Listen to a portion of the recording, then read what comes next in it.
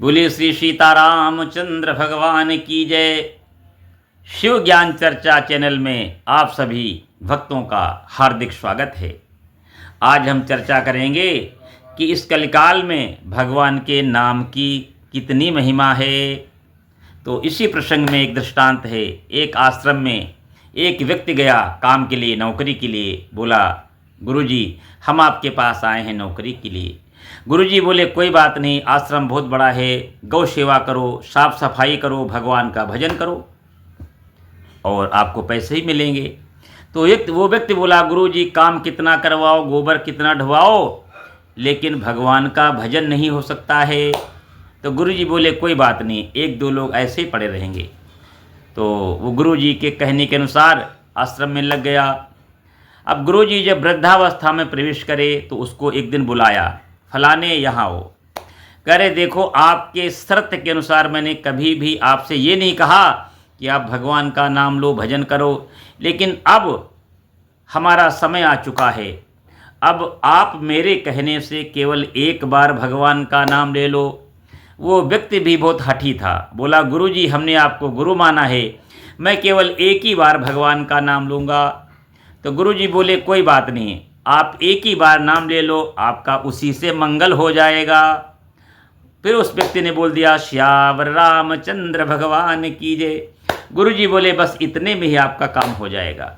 गुरुजी बोले, हम तो आपसे पहले ही भगवान के धाम में पधार जाएंगे, लेकिन अब जब तुम्हारा प्राणांत होगा, जब तुम्हारे प्राण लेने, अब यमराज नहीं आएंगे, क्योंकि तुमने एक बार भगवान का नाम उच्चारण कर दिया है।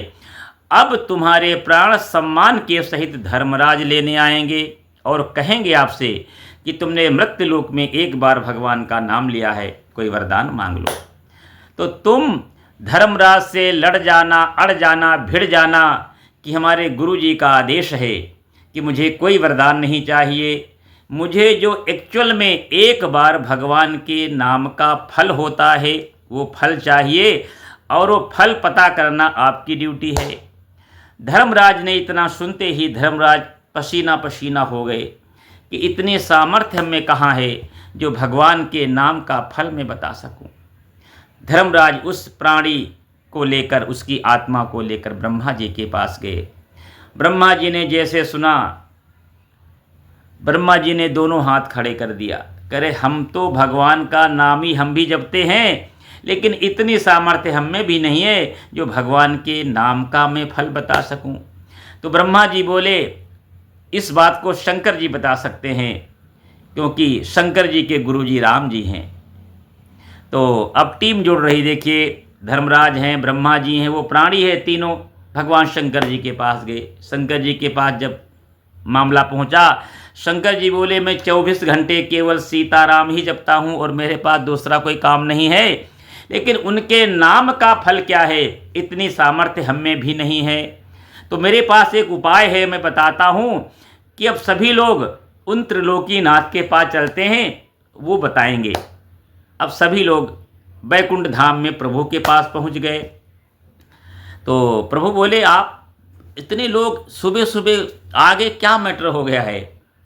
प्रभु बोले, आपके लिए मैटर होगा, हमारी तो इसने आफत कर रखी है। एक बार इस प्राणी ने आपका नाम क्या ले लिया मृत्युलोक में, अब उसका ये फल पूछ रहा है। अब हम सभी के अंदर इतनी सामर्थ्य कहाँ है जो आपके नाम का मैं फल बता सकूं, इसलिए हम आपकी शरण में प्रभु आए हैं। तो भगवान त्रिलोकीनाथ मुस्कराए, बोले, इसका बहुत सिंपल जवाब है।